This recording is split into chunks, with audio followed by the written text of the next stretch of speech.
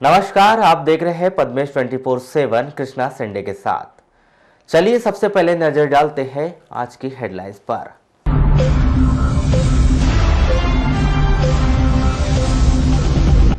बारिश से हुई नए वर्ष की शुरुआत, खरीदी केंद्रों में करोड़ों की भीगी दाल। स्कूली छात्रों के स्कूटी और बाइक चलाने पर प्रतिबंध, कलेक्टर ने दिया आदेश। नो एंट्री के समय में हुआ बदलाव।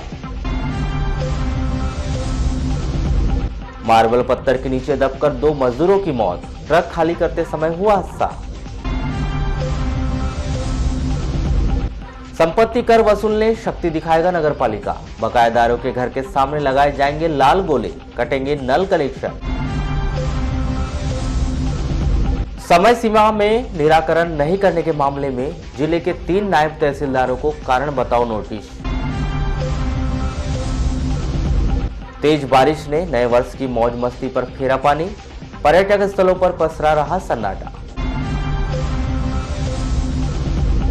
बैगा ओलंपिक पर संदेह के बादल, 4 जनवरी तक बारिश की संभावना से बड़ी परेशानी।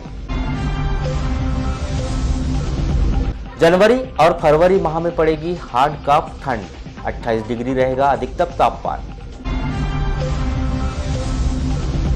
अंतर्राष्ट्रीय कराटे प्रतियोगिता में खिलाड़ियों ने किया जिले का नाम रोशन, जीते पदक। और बब्बर सेना और बोल बम सेवा समिति ने निकाली 16,666 फीट लंबी चुनरी यात्रा, कालीपाट मंदिर में चढ़ाई गई चुनरी। अब समाचार विस्तार से। नए वर्ष के अवसर पर नगर के हृदय स्थल पर स्थित शिव साई मंदिर में विविध धार्मिक कार्यक्रमों के आयोजन किए गए। सुबह साई बाबा का पंचामृत से अभिषेक कर विशेष प्रसाद अर्पित किए गए। इसके बाद विशेष आरती का आयोजन किया गया, जिसमें बड़ी संख्या में श्रद्धालुओं ने हिस्सा लिया। इसके पश्चात महाप्रसाद का वितरण किया गया। इस संदर्भ में साई मंदिर के पुजारी का क्या कहना है, आइए जानते हैं। आज 9 वर्ष के उपलक्ष्य में बाबा साईनाथ जी का सुबह से बाबा का महाभिषेक पंचामृत के द्वारा किया गया और बाबा को विशेष प्रसाद चढ़ाया गया और बाबा की 12 बजे की आरती महाआरती हुई। उसमें सभी भक्तों ने बढ़ चढ़ कर के हिस्सा लिया और हम बाबा साईनाथ जी से सभी नगरवासियों के लिए, देश के लिए, सभी देशवासियों के लिए बाबा से हमें दुआ करते हैं कि बाबा उनके जीवन में सुख, शांति, समृद्धि, प्रचुर मात्रा में धन की प्राप्ति। और वित्तीय हालात से जूझ रहे नगरपालिका अपनी आर्थिक स्थिति सुधारने के लिए शहर में जलकर और संपत्ति कर की वसूली अभियान तेज करने जा रही है। यही नहीं, जितने बड़े बकायेदार उतनी अधिक सख्ती बरतने की तैयारियां भी चल रही है। यदि नगरपालिका अमले को बकायेदार खाली हाथ लौटा देते हैं तो उनके घर के आगे एक बड़ा लाल गोला बना दिया जाएगा। यदि 10,000 से अधिक की वसूली बाकी है तो 2 गोले या फिर 3 गोले भी बना दिए जाएंगे, जिससे उनकी पहचान बकायेदारों की सूची में हो जाएगी। इन दोनों टैक्स को जमा नहीं करने वालों के नल कनेक्शन काट दिए जाएंगे। पिछले 1-1.5 महीने पहले हमने वसूली तेज किया था, जिसमें कई लोगों के नल कनेक्शन काटे थे। अभी हम वो अभियान फिर चला रहे हैं और ऐसे बड़े बकायेदार जो 10,000 से ऊपर लेकिन 20,000 तक है या 20,000 से 50,000 तक या 50,000 से 1 लाख तक है, इनके घरों में हम लाल पेंट से गोला लगाएंगे। 1 गोला मतलब कम बकायेदार, 2 गोला उससे बड़ा बकायेदार, 3 गोले मतलब बहुत बड़ा बकायेदार। इस रूप में हम इन लोगों को किसी न किसी सामाजिक उसमें मजबूर करेंगे कि नगर पालिका का संपत्ति अनिवार्य रूप से। आम नागरिकों के साथ साथ सरकारी भवनों में निवास करने वाले साहब के बंगले में भी वर्षों से बकाया जलकर की वसूली करने की तैयारी की जा रही है। इसके लिए नगर पालिका के अधिकारी कलेक्टर दीपक आर्य की मदद लेने की भी तैयारी कर रहे हैं। में उस शासकीय आवासों में निवास कर रहे हैं, उनको एक सूचना पत्र तो दे दें कि वो जब से रह रहे हैं तब से वो जलकर का पैसा नगर पालिका में जमा करें। अन्यथा क्या कार्रवाई होगी सर? क्या कनेक्शन काट दिए जाएंगे? नहीं, इसमें कनेक्शन तो चूँकि शासकीय है तो वो उस विभाग प्रमुख से हम संपर्क करके उनकी जहाँ से सैलरी ड्रा होती है वहाँ से हम कोशिश करेंगे, या जिलाध्यक्ष महोदय को हम बोलेंगे कि उस पर थोड़ा सा वो विभाग को। शहर की बब्बर सेना और बम सेवा समिति के तत्वाधान में इस वर्ष भी करीब 16,666 फुट लंबी चुनरी यात्रा कोसमी के बंदर झीरिया स्थित बाबा मरकट धाम से निकाली गई, जिसे मां कालीपाट मंदिर में माता रानी को चढ़ाई गई। चुनरी यात्रा में कोसमी, सरेखा, नवेगांव, बगदर्रा, चींचगांव, भमोड़ी सहित दर्जनों गांव के करीब 5,000 से अधिक श्रद्धालु जन चुनरी को पकड़कर यात्रा में शामिल हुए। इस दौरान जैसे ही यात्रा नगर के प्रमुख चौराहे से होकर गुजरी, करीब आधा एक घंटे तक जाम की स्थिति निर्मित हो गई। खासकर कालीपुतली चौक, जयस्तंभ और अस्पताल पहुंच मार्ग पूरी तरह से बाधित हो गए थे और जाम सा लग गया था। यातायात पुलिस के साथ ही कोतवाली व नवेगांव पुलिस का बल चुनरी यात्रा के साथ चल रहा था, जो कि यातायात व्यवस्था को बनाए रखने का प्रयास कर रहे थे। कार्यक्रम के आयोजक डाली दमाई संयुक्त कोचर ने बताया कि प्रति वर्ष नूतन वर्ष पर चुनरी यात्रा का आयोजन किया जाता है। चुनरी यात्रा 25 वर्ष पूर्व 11 फुट लंबी चुनरी यात्रा से प्रारंभ की गई थी, जो वर्तमान में 16,666 फुट लंबी हो गई है, जिसमें हजारों की संख्या में श्रद्धालुगण शामिल होकर चुनरी पकड़कर यात्रा में शामिल रहते हैं।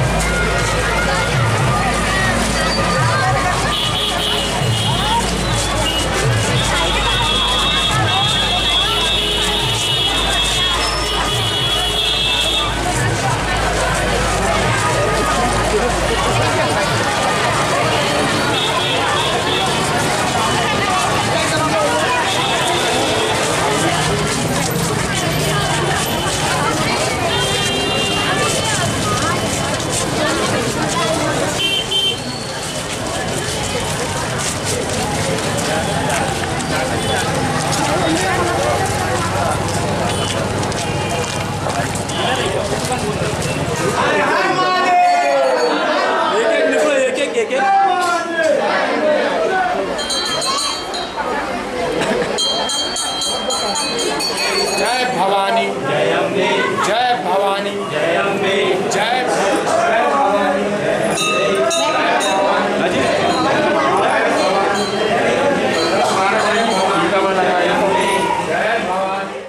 जिला मुख्यालय से लगी हुई ग्राम पंचायत गोंगले से नववर्ष के उपलक्ष्य में चुनरी यात्रा प्रतिवर्ष के अनुसार इस वर्ष भी मां अन्नपूर्णा कोटिपाट धाम के लिए निकाली गई। सैकड़ों श्रद्धालु और ग्रामीण जन इसमें शामिल रहे।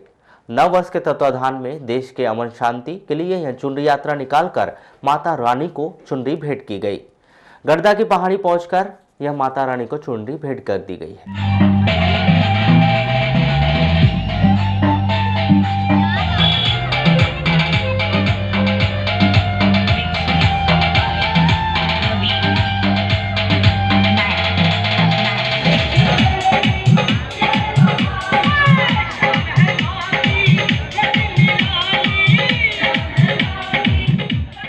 प्रत्येक यानी वर्ष में है, नए वर्ष के इसमें हम लोग माँ अन्नपूर्णा को चुनरी भेंट करते हैं जी। और पूरे विश्व की शांति के लिए और पूरे ग्राम गोंगले के सहयोग से ये चुनरी भेंट की जाती है।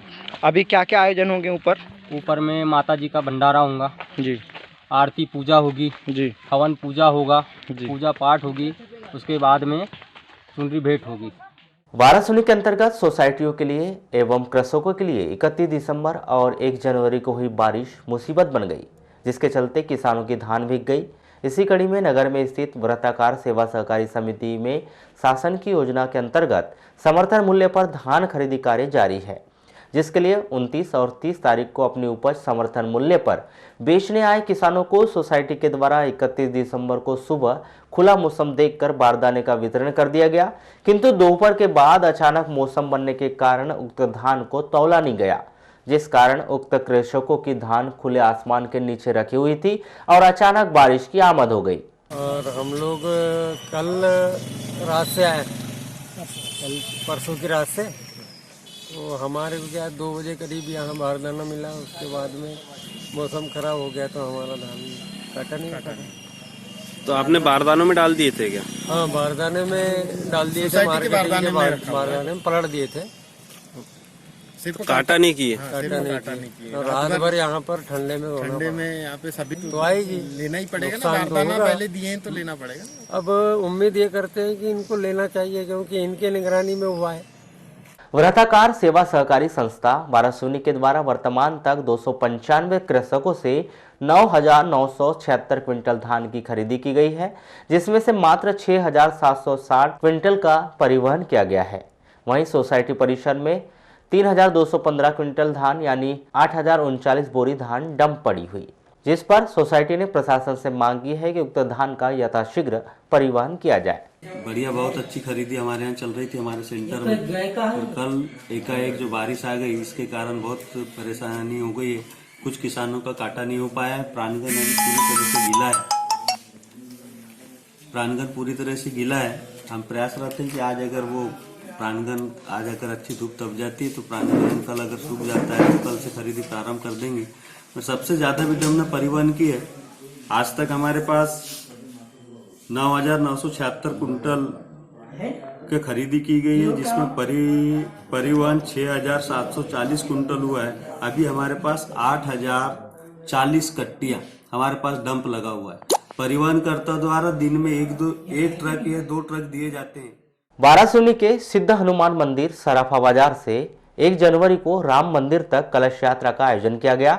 यह कलश यात्रा श्री राम मंदिर में आयोजित श्रीमद् भागवत कथा ज्ञान यज्ञ के प्रारंभ के लिए निकाली गई, जिसमें सिद्ध हनुमान मंदिर सराफा बाजार से कलश यात्रा निकाली गई, जो नगर के विभिन्न चौक चौराहों का भ्रमण करते हुए श्री राम मंदिर पहुंची, जहां पर यात्रा का समापन कर श्रीमद् भागवत कथा ज्ञान यज्ञ का प्रारंभ किया गया। इस अवसर पर श्रीमद् भागवत कथा का आयोजन समिति ने नगर व क्षेत्रवासियों से अपील की है कि वे अधिक से अधिक संख्या में श्रीमद् भागवत कथा का श्रवण कर धर्म लाभ अर्जित करें।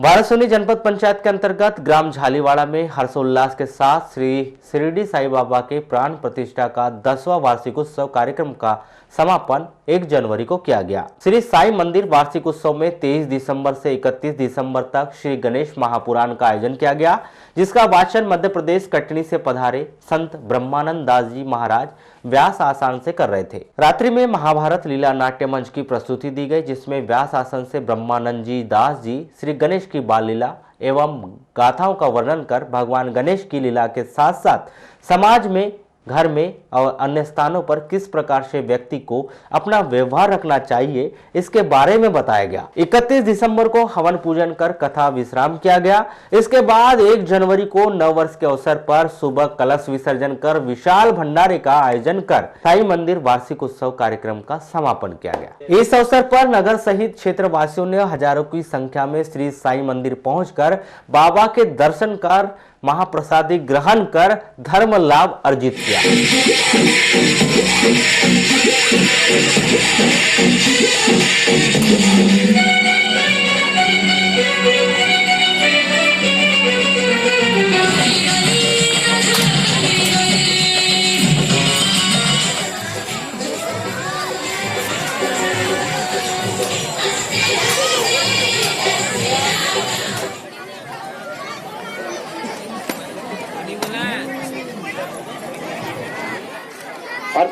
भारतीय प्रशासनिक सेवा के 20 प्रशिक्षु अधिकारियों का दल 3 दिनों के लिए बालाघाट जिले के भ्रमण पर आया था।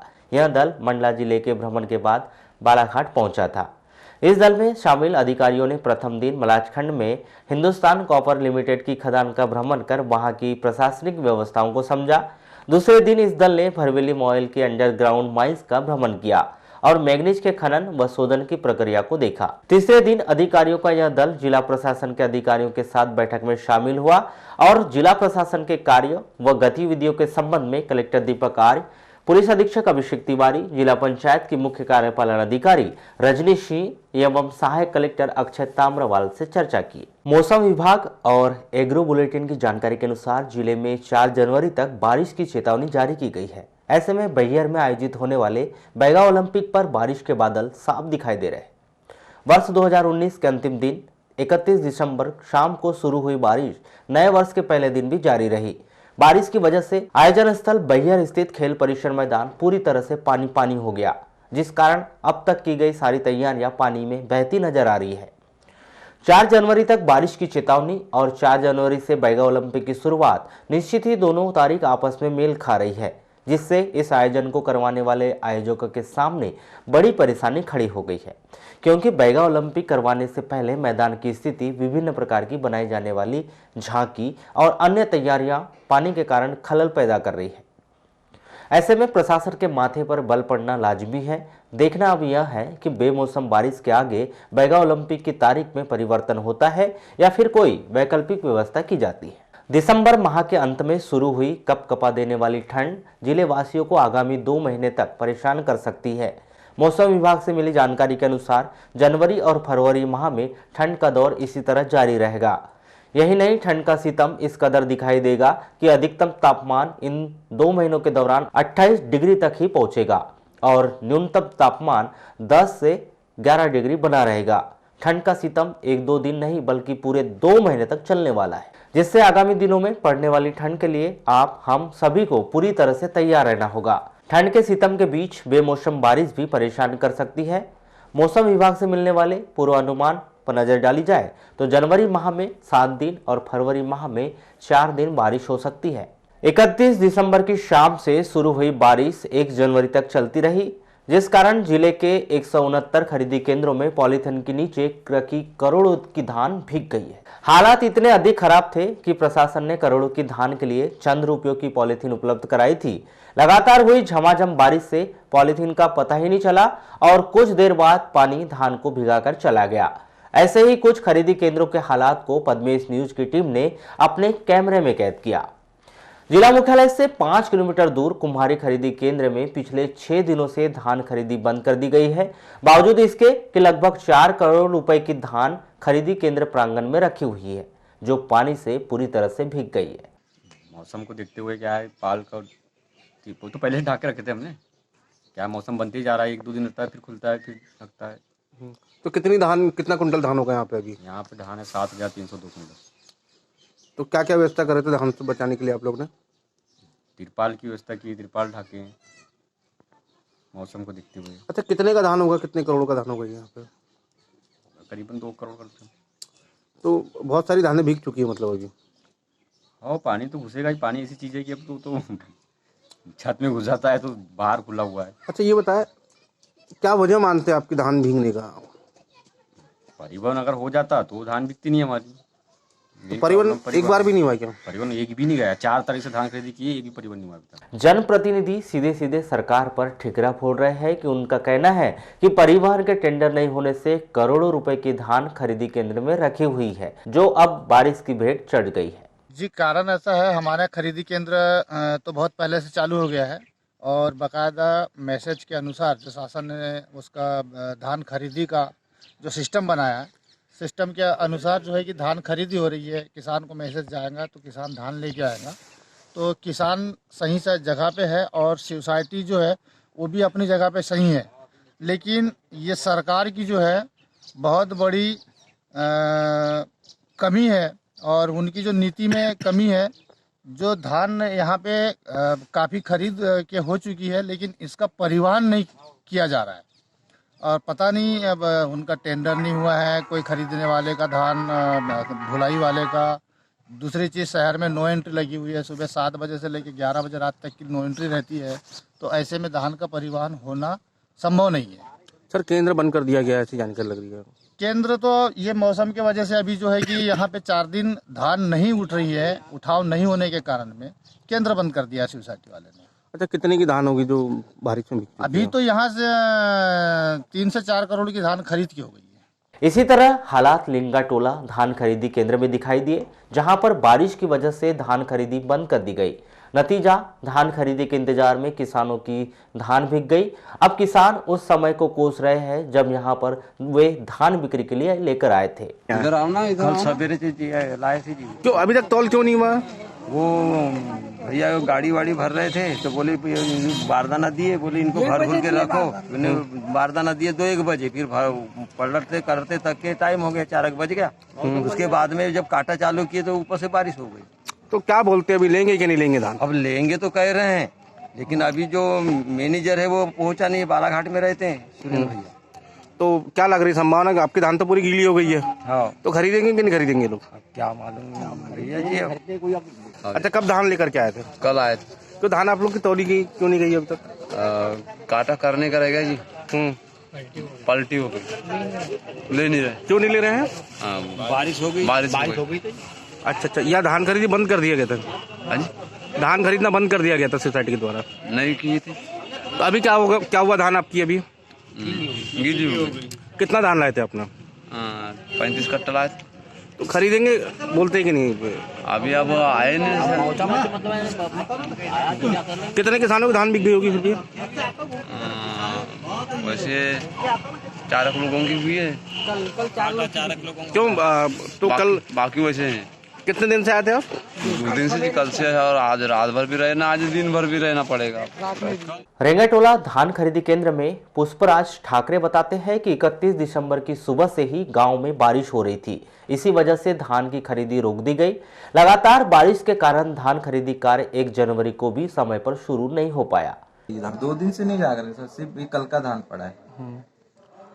क्यों नहीं लिए थे कल आप लोगों ने धान? कल सर मौसम खराब था, 1 बजे तक किसी किसान को बोरी नहीं दी गई थी, लेकिन किसान लोग जिद कर रहे थे कि हमारा काटा आज ही होना चाहिए, इसलिए उनको 1 बजे के बाद बोरी दी गई। और 1-1.5 घंटे के बाद मौसम खराब हो गया, बारिश शुरू हो गई, उस वजह से पूरी धान गीली हो गई है उनकी।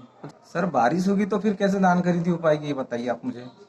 तो बारिश तो कल रात में हुई ना? बारिश दिन में से हुई है, किसानों से पूछ सकते हैं आप, स्टेटमेंट ले लीजिए, सारे किसान बाहर बैठे हुए हैं। भीग गए तो ऐसा है कि जितनी धान काटा नहीं हुई है वो तो किसान को सुखाना पड़ेगा, और जो धान काटा होके एंट्री हो चुकी है ऑनलाइन पोर्टल पे, वो हमारी जिम्मेदारी है उसको सुखाने की। और परिवहन की क्या व्यवस्था है यहाँ पे अभी? परिवहन अभी 2 ट्रक लगे हुए हैं, तीसरा भर रहा है अभी। नए वर्ष की सुबह से हो रही झमाझम बारिश और कड़ाके की ठंड के बीच किसान धान बेचने नहीं आए। 15 दिन पहले बेची गई धान के उपज के पैसे भी जानकारी लेने के लिए भी खरीदी केंद्रों के वे चक्कर लगा रहे हैं। किसानों के अनुसार 3 दिन में खाते में पैसे आने का वादा किया गया था, इसलिए किसान बार बार इस बात की जानकारी ले रहे हैं। वो चाहता था जी, पैसे के मामले में पैसे की जरूरत थी अपने को। कब धान दिए थे आपने? लगभग 15-17 दिन हो गए जी, अभी तक नहीं आए क्या? नहीं सर। क्या बोलते हैं सोसाइटी वाले? जमा नहीं हुआ गए थे, परेशान हो गए आदमी, गरीब आदमी। कितना बनता है आपका? 20,000 रुपये। जिले के भीतर कुछ खरीदी केंद्रों से परिवहन का काम शुरू हो चुका है, लेकिन इसकी प्रगति इतनी कम है कि खरीदी केंद्र प्रभारी परेशान हो रहे हैं। कुछ इस तरह के हालात जिला मुख्यालय से 20 किलोमीटर दूर दीनी खरीदी केंद्र में दिखाई दिए, जहां पर बारिश की वजह से धान खरीदी बंद हो गई तो खुले में रखे धान पूरी तरह से भीग गई। मौसम के कारण मौसम भी अभी जगह भी गीली हो गई तो इसको खरीदी हम कर नहीं पा सकते। अच्छा, ये बताइए अभी कितना क्विंटल धान होगा यहाँ पे? कितना निकला फिर भी 1330 कुंटल, मतलब 1300। अच्छा, ये बताया परिवहन हो रहा है कि नहीं हो रहा है यहाँ से? नहीं, परिवहन तो हो रहा है, परंतु कभी 6 ट्रक का माल भी डंप पड़ा हुआ है उसमें। और जैसे कल रात में पानी हुई तो क्या धान भीगी क्या पूरी? नहीं, धान उसकी तो पूरी झक दी, तेरे पास झक दी पूरा तो उसे, तो भीगने को इतना ये नहीं बनता उसे। बाकी समस्या बस सिर्फ परिवहन की है। परिवहन की थोड़ी सी। तो क्या प्रतिदिन ट्रक लगना चाहिए, तो उसमें क्या है, ऐसा डंप 5-6 ट्रक जो ट्रक डंप है वो नहीं होता है सामान। और कितने किसान बचे हैं आपके खरीदी केंद्र पे? 400 करीब है। क्या लगता हो जाएगी 20 जनवरी तक उनसे खरीदी? हाँ, हो तो जाएगी। जैसे मौसम देखा जा रहा है, परिवहन नहीं हो रहा है। मौसम साफ रहता तो खरीदी तो जाएगी। और परिवहन भी नहीं हो रहा है तो क्या लग रहा है आपको? उसके लिए तो कार्रवाई तो कर रहे हैं कि परिवहनकर्ता को बोल रहे हैं कि भैया ट्रक जल्दी जल्दी लगवाए प्रतिदिन कम से कम। प्रशासन के द्वारा लगातार बारिश की पूरी संभावना और एग्रो बुलेटिन जारी किए जा रहे हैं। बावजूद इसके खरीदी केंद्रों में रखी करोड़ों रुपए की धान का उठाव कार्य करने में भी विशेष रुचि नहीं दिखाई जा रहे। नतीजा 24 घंटे की बारिश में धान बिक गई। अनुमान यही है कि 4 जनवरी तक जिले में अच्छी बारिश होगी। ऐसे में आगामी दिनों की बारिश और भीगी धान के क्या हाल होंगे, यह तो आने वाला समय ही बताएगा। 1 जनवरी वर्ष के पहले दिन जटाशंकर त्रिवेदी महाविद्यालय में नव वर्ष के अवसर पर नवागत प्राध्यापकों का स्वागत किया गया। इस अवसर पर वरिष्ठ प्राध्यापकों के द्वारा महाविद्यालय और विश्वविद्यालय के विषय में उन्हें जानकारी दी गई और उनके विषय में जानकारी ली गई। इस दौरान 15 दिसंबर से अब तक ज्वाइन करने वाले सभी प्राध्यापक इस कार्यक्रम में उपस्थित रहे। यदि इस उच्च शिक्षा में पूरी कहते हैं कि अपनी यंग जनरेशन के बीच में रहकर काम करते हैं और निश्चित रूप से उत्साह एक उमंग एक अलग बात रहती है।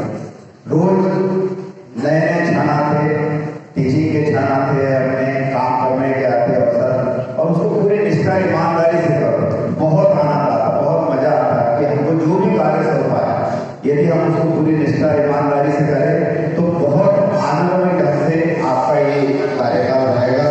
और मैं पुनः आप लोगों से अपेक्षा करूंगी कि संस्था के जैसा कि आप जानते हैं हमारा महाविद्यालय काफ़ी दिनों से प्राध्यापकों की कमी से जूझ रहा था, लेकिन ये नया वर्ष 2020 जो है हमारे लिए काफ़ी संभावनाएं लेकर आया है।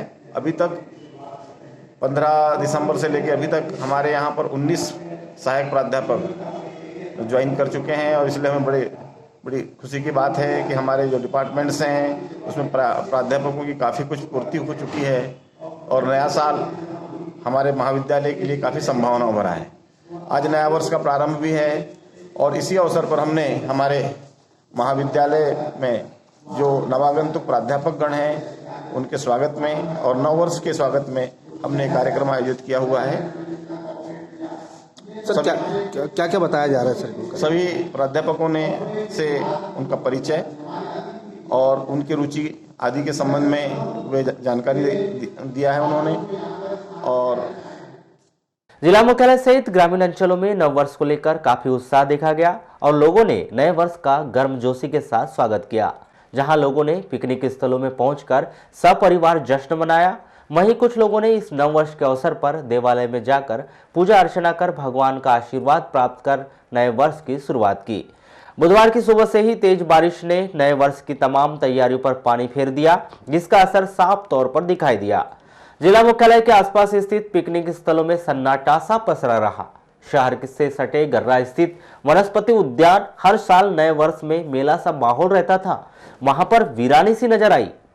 वहीं शंकर घाट के अलावा अन्य पर्यटक स्थलों में भी काफी कम लोगों ने अपनी उपस्थिति दर्ज करवाई, लेकिन इसके बावजूद भी लोगों का उत्साह किसी तरह से कम नहीं हुआ और लोगों ने नए वर्ष का जमकर आनंद लिया। वहीं लोगों ने एक दूसरे से गले मिलकर नव वर्ष की बधाइयां दी। वहीं सोशल मीडिया में भी बधाइयों का दौर देर रात तक चलता रहा। युवाओं में नव वर्ष को लेकर काफी उत्साह रहा। उन्होंने अपने मित्रों के साथ जमकर जश्न मनाया। हाँ जी, यहाँ आज यानी कल से देखा जा रहा है बारिश का मौसम बना हुआ था, बारिश हुई रात में भी, उस कारण कम नज़र आ रहे। अच्छा, जैसे बॉटनिकल गार्डन में एक मेला सा माहौल रहता था हाँ नए साल में, आज बिल्कुल सुनसान नज़र आ रहा है, क्या लगता है? बारिश के कारण जी। अच्छा, बारिश की वजह से? बारिश की वजह से हुआ। तो आज आपने कैसे मनाया अपना नया साल की शुरुआत कैसे की? हाँ जी, आज हम मस्त रहा। जो वैसे हम काली पाट में चुनरी यात्रा निकली, उस कारण हम शंकर घाटी भी आ गए और चुनरी यात्रा में जाने के लिए। नगरीय क्षेत्र बालाघाट की यातायात व्यवस्था को दुरुस्त करने एवं शहरी क्षेत्र से गुजरने वाले मुख्य मार्ग से भारी वाहनों के प्रवेश का समय तय करने कलेक्टर दीपक आर्य ने मुख्यालय में संचालित विद्यालयों के प्राचार्यों की बैठक आयोजित की गई थी।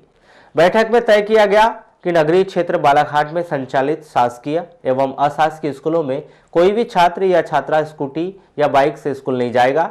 यदि कोई भी छात्र या छात्रा स्कूली यूनिफॉर्म में स्कूटी या बाइक चलाते हुए पाया जाएगा तो उस वाहन को जब्त कर लिया जाएगा और उनके पालकों को सूचित किया जाएगा। स्कूलों के प्राचार्य को भी इस आशय का प्रमाण पत्र देना होगा कि उनके स्कूल का कोई भी छात्र या छात्रा स्कूटी या बाइक से स्कूल नहीं आता है। पालकों से भी अपील की गई है कि वे 18 वर्ष से कम आयु के बच्चों को स्कूटी या बाइक चलाने न दें। व्यापारियों एवं आम जनता की समस्या को देखते हुए बैठक में शहर में प्रवेश करने वाले भारी वाहनों के लिए समय निर्धारित करने का निर्णय लिया गया, जिससे शहर में भारी वाहनों के प्रवेश का समय एवं स्कूल के प्रारंभ व बंद होने का समय अलग अलग हो। इस व्यवस्था से दुर्घटना की आशंका नहीं रहेगी। बैठक में तय किया गया कि भारी वाहनों का शहर में प्रवेश रात्रि 10 बजे से प्रातः 6:30 बजे तक रहेगा। प्रातः 6:30 बजे से लेकर 9 बजे तक भारी वाहनों के लिए नो एंट्री का समय रहेगा। बस स्टैंड स्थित रानी अवंतीबाई चौक में नगर पालिका के नल के गेट वाल को नगर पालिका कर्मचारियों के द्वारा सफाई के बाद खुला छोड़ दिया गया, जो पूरे समय दुर्घटना को आमंत्रण दे रहा है। 1 जनवरी को पूरा दिन और रात के समय हजारों लोग इस खुले बाल से बचते हुए निकलते हुए दिखाई दिए, लेकिन नगर पालिका के कर्मचारियों ने खुले बाल की सुध नहीं ली। ये नल है भैया, नल कनेक्शन है, यहाँ से पानी सप्लाई होता है। वो सुबह शाम खोलते हैं नल को। कल वो नल में क्या कुछ खराबी आई थी, इसलिए उन्होंने खोले है इसको। तो पैक नहीं करेंगे इसको? मतलब सफाई करने बाकी बच गया है इसमें अभी काम। नहीं तो ये खुला है अभी, क्या परेशानी जा रही है इसमें लोगों को? जो वो आने जाने वाले को दिक्कत जाती है। देश की राजधानी दिल्ली में आयोजित अंतर्राष्ट्रीय कराटे प्रतियोगिता में बालाघाट के खिलाड़ियों ने 8 मेडल जीते हैं। कबड्डी कोच ने बताया कि इस प्रतियोगिता में 6 खिलाड़ी शामिल हुए थे, जिसमें माया ठाकरे ने 2 गोल्ड मेडल, साक्षी खैरकर ने सिल्वर मेडल, शुभांशी चौकसे ने 1 कांस्य पदक जीता और अन्य खिलाड़ियों ने भी पदक जीतने में सफलता प्राप्त की। सर यहाँ पे बालाघाट से 4 लड़कियाँ गई थी और 2 लड़के गए थे, और जिसमें माया ठाकरे ने 2 गोल्ड मेडल जीता काता फाइट में, और साक्षी खैरकर ने 1 सिल्वर मेडल जीता, और शुभांशी चौकसे ने 1 कांस्य पदक जीता। अनिल सावनकर ने 2 कांस्य पदक काता फाइट में जीता, और रोहित इल्लारे ने फाइट में और काते में 1 स्वर्ण पदक और 1 रजत पदक प्राप्त किया। कहाँ पर आयोजित हुई थी प्रतियोगिता? ये प्रतियोगिता अपना Delhi NCR Faridabad hotel blue में आयोजित की गई थी। ये करीबन इसमें 9 देश ने पार्टिसिपेट किए थे। राजस्व प्रकरणों का समय सीमा में निराकरण करने के मामले में लापरवाही बरतने और निर्धारित लक्ष्य को हासिल नहीं करने के मामले में जबलपुर संभाग आयुक्त रविंद्र कुमार मिश्रा ने बालाघाट जिले के 3 नायब तहसीलदार को नोटिस जारी किया है। बालाघाट जिले के अंतर्गत कटंगी नायब तहसीलदार शैलेंद्र राय, नायब तहसीलदार मेंढकी कैलाश कन्नौजे और नायब तहसीलदार बुदबुदा सारिका परस्ते को कारण बताओ नोटिस जारी किया गया है। जिले के रूपजर थाने के उकवा पुलिस चौकी के अंतर्गत दिनाटोला में ट्रक से मार्बल पत्थर उतारते समय अचानक पत्थर गिर जाने से 2 लोगों की मौत हो गई। इस हादसे में एक युवक गंभीर रूप से घायल हो गया, जिसे प्राथमिक उपस्वास्थ्य केंद्र उकवा में उपचार के बाद जिला अस्पताल रेफर किया गया है। मृतक मजदूर संजू कटरे 35 वर्ष, देवराज हनवत 15 वर्ष, दोनों दीनाटोला निवासी है। प्राप्त जानकारी के अनुसार दीनाटोला निवासी लोकचंद कटरे ठेकेदार के द्वारा मकान का निर्माण कार्य करवाया जा रहा है। लोकचंद्र कटरे के द्वारा छत्तीसगढ़ से ट्रक में मार्बल पत्थर बुलाया गया था। 1 जनवरी को करीब 11 मजदूर ट्रक से पत्थर उतार रहे थे। ट्रक गीली जमीन में होने के कारण एक तरफ झुक गया था, जिससे घटना घटित हो गई। लालबरा मुख्यालय से लगभग 5 किलोमीटर दूर ग्राम पंचायत ददिया में स्थित मां गायत्री मंदिर के प्रांगण में 31 दिसंबर को परम पूज्य युग ऋषि तपोनिष्ठ पंडित श्री राम शर्मा आचार्य के दिव्य संरक्षण में 38वां 5 कुंडीय गायत्री महायज्ञ संपन्न करवाया गया। इस अवसर पर प्रातः 11 बजे मंदिर परिसर से भव्य जल कलश यात्रा निकाली गई, जो पूरे ग्राम का भ्रमण कर वापस मंदिर परिसर पहुंची, जहां पर बबरिया व कनकी से पधारे आचार्यों के द्वारा मुंडन, पुष्पन, गुरु दीक्षा व यज्ञोपवीत सहित 16 प्रकार के संस्कार संपन्न करवाए गए, जिसके पश्चात वैदिक मंत्रोच्चारण के साथ 5 कुंडीय गायत्री महायज्ञ का आयोजन किया गया, जिसमें सैकड़ों श्रद्धालुओं ने आहुति डालकर धर्म लाभ अर्जित किया, जिसमें बबरिया, कंजई, घोटी, खामघाट, कनकी, मानपुर व मोहगांव, जाम सहित पूरे क्षेत्र से पहुंचे श्रद्धालुओं के द्वारा धर्म लाभ अर्जित किया गया। ये 38वां वर्ष संपन्न हो रहा है, संपन्न किया जा रहा है। हाँ। फिर इन्हें कितने दिन हो गए इसको? इन्हें कब से चालू है कार्यक्रम? आज एक दिवसीय कार्यक्रम है। एक ही दिन का कार्यक्रम हो रहा है। तो कहाँ से आचार्य पधारे हुए? यहाँ पे बबरिया से पधारे हैं और कनकी से पधारे हैं। और क्या क्या किया जा रहा है यहाँ पे आज? यज्ञ सबसे पहले चरण में होता है 5 विशाल जल कलश यात्रा। हाँ जी। दूसरे चरण में 5 कुंडी गायत्री महायज्ञ, और तीसरे चरण में होती है विचार गोष्ठी। हर मानव के उज्जवल भविष्य के लिए है ये। हर ग्राम के सभी के कल्याण की भावनाओं को लेते हुए ये कार्यक्रम हो रहा है, और युग ऋषि तपोनिष्ठ पंडित श्री राम शर्मा आचार्य के माध्यम से ये कार्य होते हैं। मध्य प्रदेश शासन के पूर्व कैबिनेट मंत्री और बालाघाट विधायक गौरीशंकर बिसेन का 1 जनवरी को 68वां जन्मदिन मनाया गया।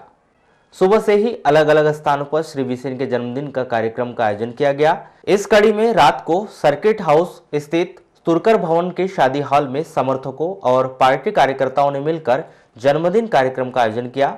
इस दौरान बड़ी संख्या में भाजपा के पदाधिकारी, कार्यकर्ता व समर्थक उपस्थित रहे। और ऐसे अनेक गणमान्य लोगों के बीच में और हमारे साथ ही यहाँ दूर दूर से पहुंचे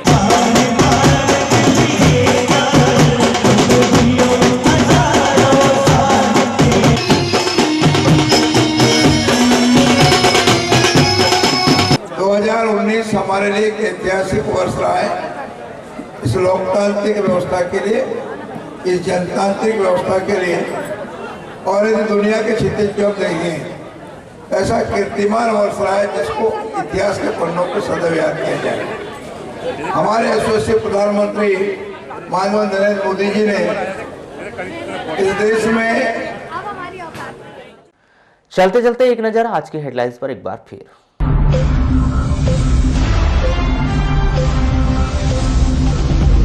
बारिश से हुई नए वर्ष की शुरुआत, खरीदी केंद्रों में करोड़ों की भीगी दाल।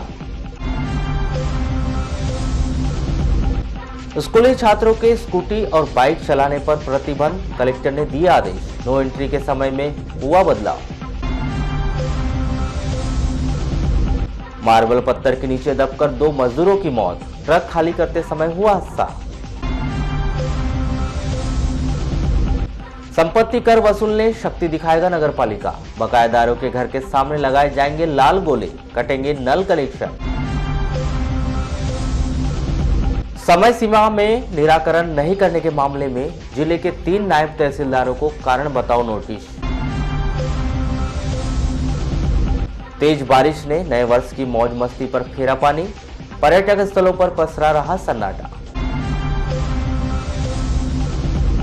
बैगा ओलंपिक पर संदेह के बादल, 4 जनवरी तक बारिश की संभावना से बड़ी परेशानी। जनवरी और फरवरी माह में पड़ेगी हार्ड काफ ठंड, 28 डिग्री रहेगा अधिकतम तापमान। अंतर्राष्ट्रीय कराटे प्रतियोगिता में खिलाड़ियों ने किया जिले का नाम रोशन, जीते पदक।